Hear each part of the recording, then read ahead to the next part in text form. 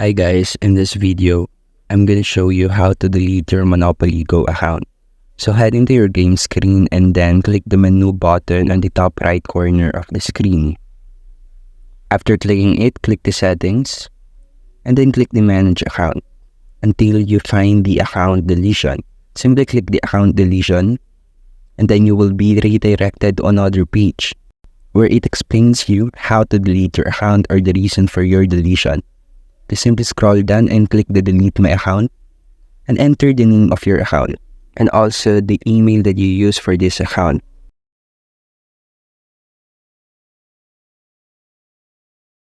Enter the reason why you want to delete your account and then just type in the confirm word and submit it.